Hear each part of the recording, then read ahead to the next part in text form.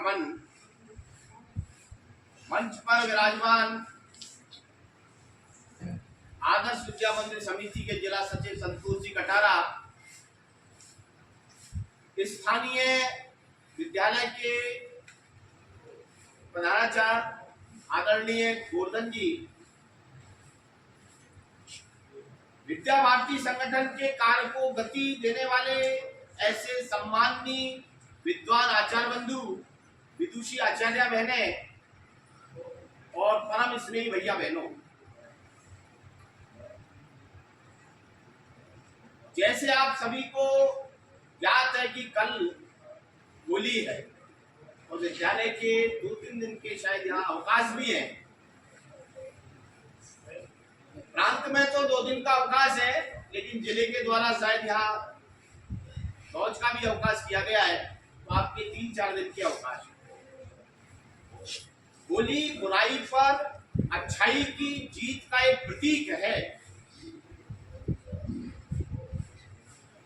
हम इस पर्व पर यह संकल्प ले सकते हैं कि आगामी महीने में एक बहुत बड़ा महापर्व आने वाला है और अभी भी एक बहुत बड़ा महापर्व चल रहा है। बता सकते हैं वो क्या है? वह है परीक्षा। कक्षा 10वीं की 12वीं की अभी ये परीक्षा रूपी महापर्व प्रारंभ हो गया है और बहुत कुछ पेपर हो गए हैं। अपनी जो स्थानीय परीक्षा है उसका महापर्व लगभग 15 अप्रैल से प्रारंभ होने वाला है। मेरे द्वारा पूरे वर्ष भर क्या तैयारियां की, क्या मेरी मेहनत रही, उसका परिणाम उस परीक्षा के दौरान आपकी जो मेहनत होने के पश्चात प्राप्त होगा, वो वर्ष भर का परिणाम होगा। मेरी पूरे वर्ष पर्यंत क्या न्यूनता रही किसी विषय में, किसी विषय के टॉपिक में मेरी क्या कठिनाई रही, उस कठिनाई को दूर करने का मैं इस होली के पर्व पर संकल्प लेता हूं। ऐसा मन में विचार करते हुए जब इस उत्साह उमंग के त्योहार को आप मनाकर सोमवार को विद्यालय आए, तो 1 महीने तक उस संकल्प को पूरा करने के लिए आप संपूर्ण शक्ति का उपयोग करें, ऐसी मेरी आप सभी से अपेक्षा है। और जो मैंने लक्ष्य निर्धारित किया, जो मेरे माता पिता को मुझसे अपेक्षाएं हैं, जो विद्यालय के गुरुजन को अपेक्षाएं हैं, उन सारी अपेक्षाओं को मैं पूर्ण करूं, ऐसा संकल्प इस पर्व पर लेने की आवश्यकता है। और जब मन में यह धारणा हो जाता है कि मैं इस काम को कर सकता हूं, तो निश्चित रूप से अगर उसमें अपन सकारात्मक ऊर्जा का उपयोग करें तो निश्चित जीत होती है, यानी सफलता मिलती है। कहा गया है, कौन विघ्न ऐसा जग में जो टिक सके आदमी के मग में, तो मानव जब जोर लगाता है तो पत्थर पानी बन जाता है। हमारे मन मस्तिष्क में वो बात बैठने की आवश्यकता है। एक छोटा सा विद्यालय गुरुकुल का, उसमें बालक, कई बालक पढ़ते थे। एक बालक ऐसा था कि गुरुजी कोई भी काम देते तो वो पूरा नहीं होता। होमवर्क गुरुजी खड़ा करते, बच्चा हाथ करता, गुरुजी 2 डंडी उसमें लगा दी। गुरुजी याद करने को देते, बच्चा खड़ा होता, उसका नंबर आने पर आगे हाथ करता, गुरुजी 2 डंडी लगाते। प्रतिदिन का ये क्रम चल रहा था। बच्चा याद नहीं करता था। एक दिन फिर गुरुजी ने उससे प्रश्न किया, निरंतर अभ्यास था, बालक ने हाथ आगे किया, गुरुजी ने डंडी उठाई और हाथ के पास ही जाके रोक दी। बच्चे को बड़ा आश्चर्य हुआ, गुरुजी रोज 2 डंडी लगाते हैं, आज तो उन्होंने मेरे हाथ के पास जाके रोक दी, तो बच्चे ने पूछा गुरुजी ऐसा क्या हुआ? तो गुरुजी ने कहा मैं तो तेरे को व्यर्थ में ही दंड दे रहा था, तेरे हाथ में तो पढ़ाई की रेखा ही नहीं है। बच्चे को बड़ा आश्चर्य हुआ। उसने कहा गुरुजी पढ़ाई की रेखा कहाँ होती है?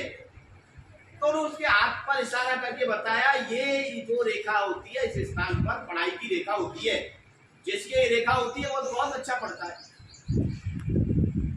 वो बालक दौड़ के जाता है, एक नुकीले पत्थर से गुरुजी ने जहाँ बताया वहां पर नुकीले पत्थर से रेखा बना देता है, पूरा हाथ लहूलुहान होता है। कहता है गुरुजी अब मेरे पढ़ाई की रेखा बन गई। और उसके मन में बात बैठ गई कि अब तो मेरे पढ़ाई की रेखा है, और घर पे जाके अध्ययन करने बहुत अधिक समय बिता देगा। जो बालक जीरो की स्थिति में था, कुछ महीने में वो कक्षा का सबसे मेधावी दिया हो गया, सारे प्रश्नों के उत्तर देने लगा, होमवर्क व्यवस्थित करने लगा, क्योंकि उसके मन में बैठ गई अब तो मेरे हाथ में किसकी रेखा है? पढ़ाई की रेखा। वो बालक आगे जाके क्या बना बता सकते हैं? किसी को मालूम हो, पढ़ी हो? वो बालक आगे चलकर महर्षि पाणिनि के नाम से विख्यात हुआ। मेरे इस छोटी कहानी के कहने से तात्पर्य कि मन में दृढ़ संकल्प चाहिए। मैं 9वीं क्लास में या 8वीं क्लास में मुझे ये विषय कठिन था, मुझे एक्टिव पैसिव वॉइस नहीं हो पा रहे थे, लेकिन 9वीं में नहीं होंगे ऐसा मन में अगर आपने बैठा दिया तो नहीं होंगे। क्यों नहीं होंगे? क्यों मैं त्रिभुज की सर्वांग समता सिद्ध नहीं कर सकता? क्यों मैं फला प्रवेश सिद्ध नहीं कर सकता? विज्ञान के बल गति के क्यों मैं आंकिक प्रश्न हल नहीं कर सकता? मैं करूंगा, इसके लिए मैं प्रयास करूंगा। ऐसा मन में धारण करेंगे तो निश्चित रूप से जो आपने सोचा होगा, जुलाई माह में जो आपने लक्ष्य निर्धारित किया होगा, अपनी डायरी में लिखा होगा, अधिकांश जो है जुलाई माह में अपनी जो दैनंदिनी है उसके पहले पृष्ठ पर दाईं ओर लक्ष्य लिख लेते हैं कि मैं कक्षा 7वीं में 95% अंक लाऊंगा, मैं 9वीं में इतने प्रतिशत अंक लाऊंगा। वो अपनी छात्र दैनंदिनी में ऊपर लिखा होता है। फिर उसका तुलना करते हैं, पहले टेस्ट में मैंने कितना लक्ष्य पहुंचा नहीं पहुंचा, दूसरे पे, तीसरे पे, अर्धवार्षिक और फिर वार्षिक में उस लक्ष्य की प्राप्ति होती है। ऐसा यदि आपने लिखा है तो उस लक्ष्य को आप प्राप्त करेंगे। एक इस वंदना सभा में मैंने इस छोटी कहानी के माध्यम से एक अपना विचार रखा है।